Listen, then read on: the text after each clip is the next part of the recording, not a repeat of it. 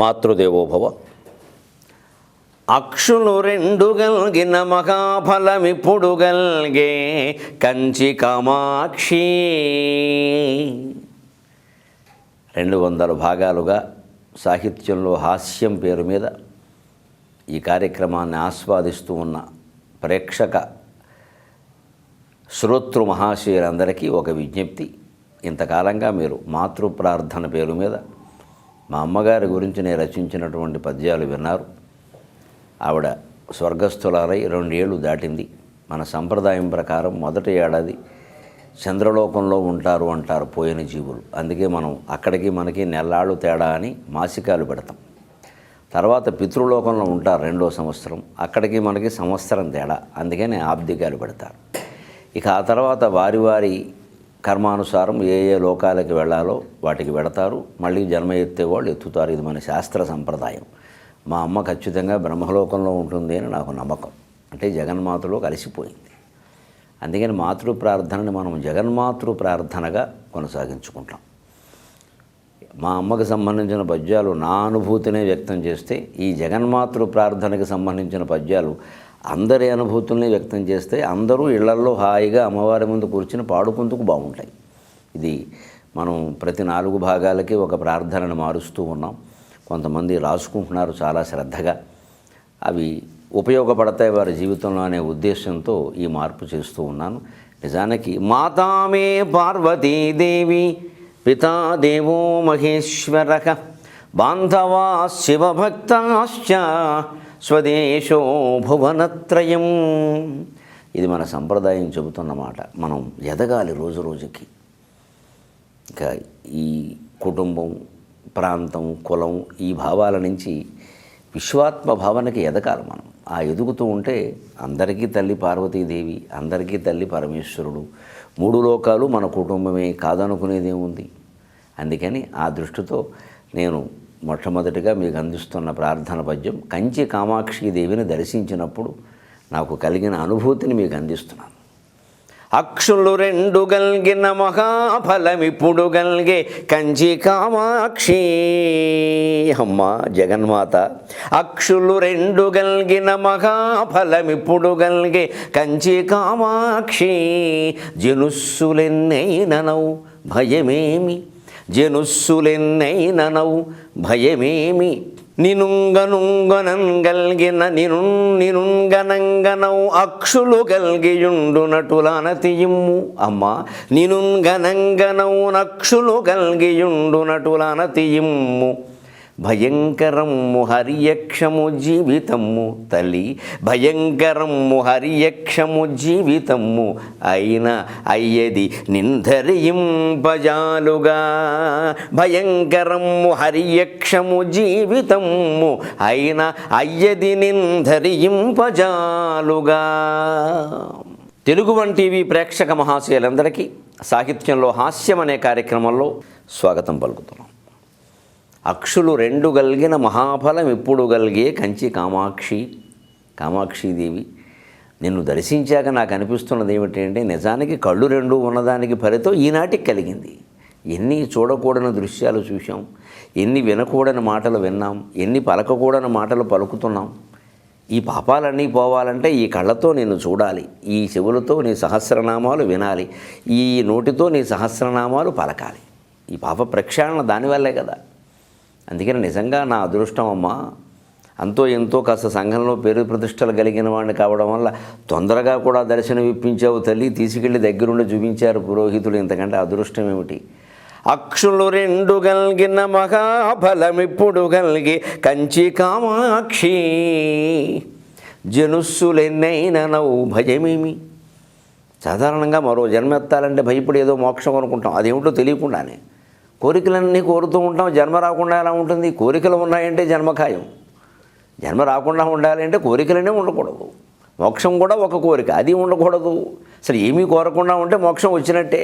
కానీ నీ దివ్య దర్శనం కలిగిన తర్వాత ఎన్ని జన్మలైతే ఏమి, నేను గనంగనవు నక్షులు కల్గియుండినటులనతుయిమ్ము. నిన్ను చూడడమే నా పని అన్నట్టుగా. అంటే శివుడు ముందు నంది ఉంటుంది, గమనించండి. నంది ఎప్పుడూ శివుని చూస్తూ ఉంటుంది, ఇంకో పని లేదు దానికి. అమ్మవారి ఆలయాల్లో అమ్మవారి ముందు సింహం ఉంటుంది. సింహం ఎప్పుడూ అమ్మవారికే చూస్తుంది. విష్ణు ఆలయాల్లో స్వామివారి ముందు గరుత్మంతుడు ఉంటాడు, ఎప్పుడూ చూస్తూనే ఉంటాడు, దండం పెడుతూ ఉంటాడు. ఇక అంతకంటే అదృష్టం ఏమిటి? అంచేత నిన్ను చూడ్డానికే కనుక ఈ కళ్ళు ఉపయోగపడితే ఎన్ని జన్మలైతే అంత అదృష్టం, ఎన్ని అయితే అంత అదృష్టం. ఈ అమ్మవారిని మనిషి కళ్ళతో చూస్తే ఎంత అందంగా ఉంటుందో, లేడీ కళ్ళతో చూస్తే ఇంకా బాగుంటుందేమో, పాము కళ్ళతో చూస్తే ఇంకా విచిత్రంగా ఉంటుందేమో. రకరకాల జీవులుగా పుట్టి ఏ జీవిగా పుట్టినా సరే అమ్మవారిని చూసే యోగమే మనకుంటే ఏ జీవి అయితే ఏమిటండి? నరత్వం దేవత్వం నగవన మృగత్వం వశకత పశుత్వం కీటత్వం భవతు విహగత్వాది జననం సదాత్వత్పాదాబ్జస్మరణ పరమానంద విహరీ లహరీ విహారాసక్తం చేత్ హృదయమిక కిం తేన వపుష అని శివానంద లహరిలో శంకరాచార్య స్వామి అన్నట్టుగా ఎప్పుడు హృదయం కనుక పరమేశ్వర నామస్మరణలో ఆ ధ్యానంలో ఉంటే జన్మ ఏదైతే మనిషి అయితే, పశువు అయితే, కీటకం అయితే, దేవత అయితే ఏదైనా ఒకటే. శివధ్యానం చేయనప్పుడు శ్రీ మహావిష్ణువు జన్మ కూడా వృధాయే. ఎందుకు పని లేక? శివధ్యానం చేస్తేనే శ్రీ మహావిష్ణువు జీవితం ధన్యం, విష్ణు ధ్యానం చేస్తేనే శివుడు జీవితం ధన్యం అని వాళ్ళే భావిస్తున్నారు. అంచేత భగవద్ధ్యానం చేయనప్పుడు వెరసి ఎవరి జీవితమైనా అధన్యమే, అనుమానమే ఉంది. అందుకని నీ కళ్ళతో నన్ను చూసేటువంటి యోగం ఏమిటి? ఇంకేం కావాలమ్మా అంతకంటే? అంతేకాదమ్మా, భయంకరము హరియక్షము జీవితము. ఇది ఆవిడ వాహనం గురించిన ఒక చమత్కార విశేషం. అమ్మవారికి వాహనం సింహం ఏమిటండి? మనకు కొంతమందికి అనిపిస్తుంది ఏమిటి దేవతల వాహనాలు ఇలా భయంకరంగా ఉంటాయి. పొరపాటు పడకండి, అన్నీ భయంకరంగా లేవు. సరస్వతి వాహనం హంస, అది భయంకరమే ఉంది. అన్ని వాహనాలు భయంకరంగా లేవు. బ్రహ్మదేవుడు వాహనం హంస, భయం ఎక్కడుంది? పోనీ విష్ణుమూర్తి వాహనం గ్రద్ద, కొంచెం గ్రద్ద గోడని భయపడచ్చు. శివుడు వాహనం ఎద్దు, ఎద్దును చూసేవారు భయపడరు.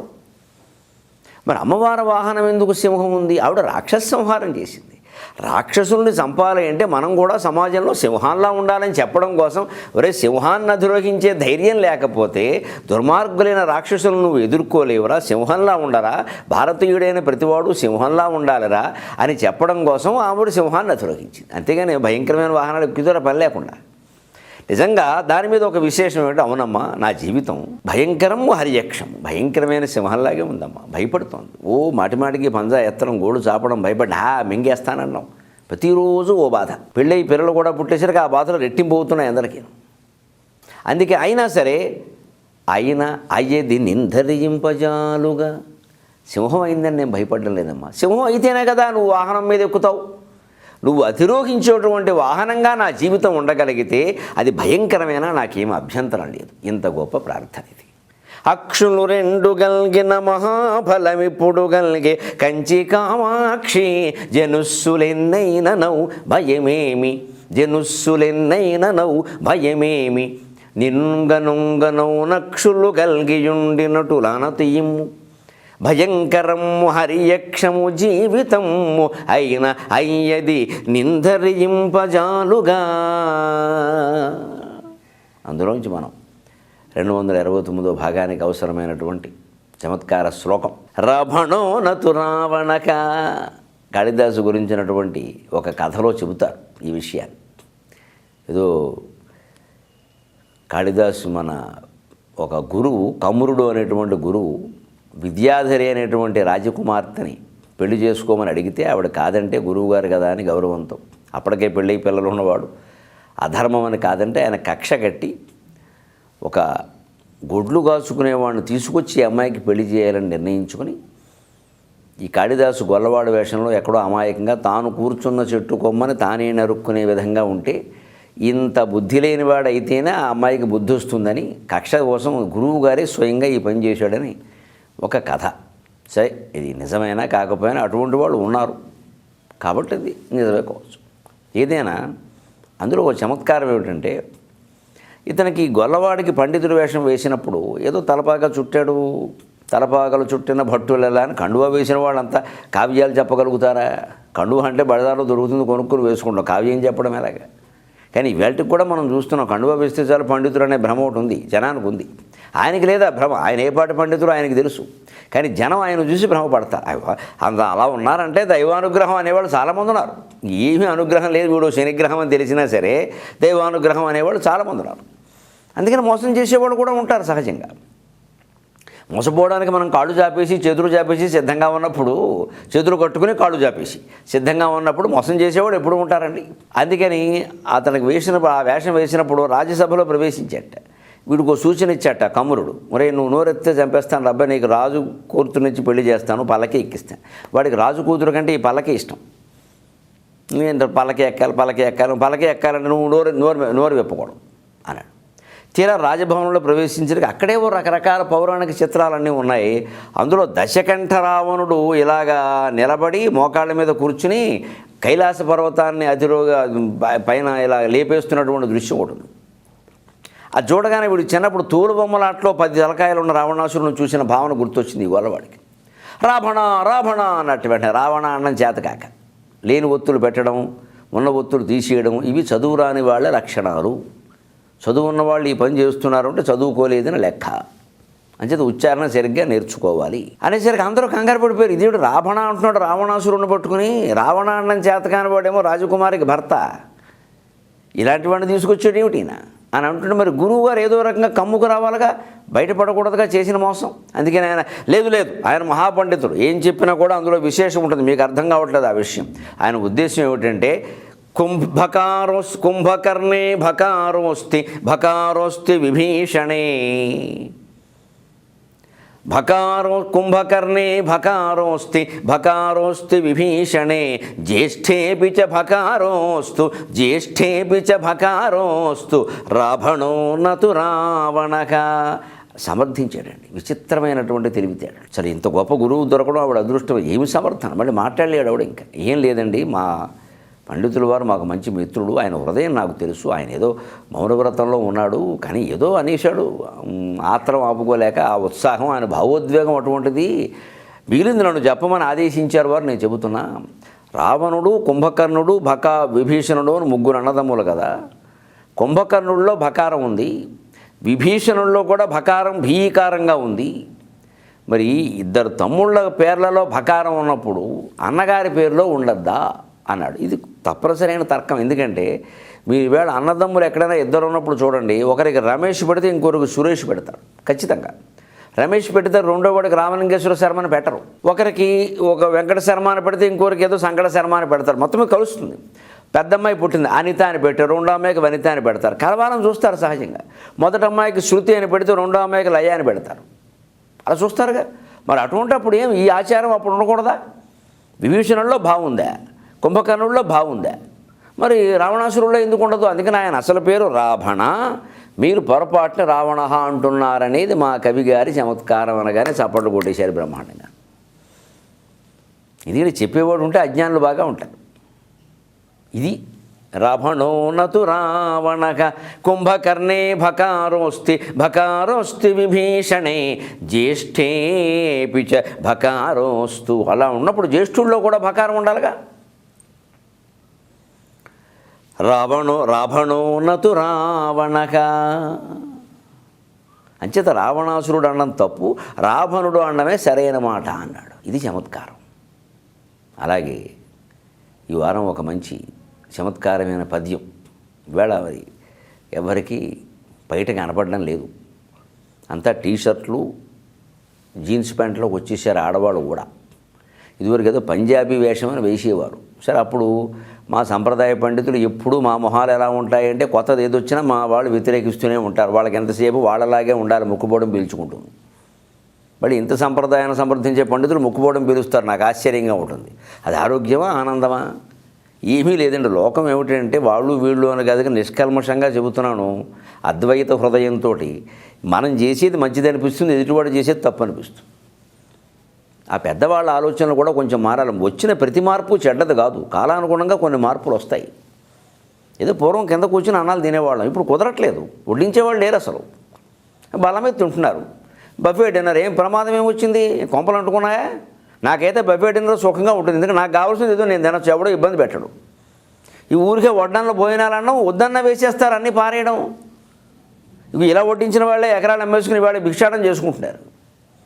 ఎందుకు అవన్నీ? కావాల్సింది ఏదో చేయొచ్చుగా. మరి కావాల్సింది వాడు తింటాడు, ఇబ్బంది ఏముంది?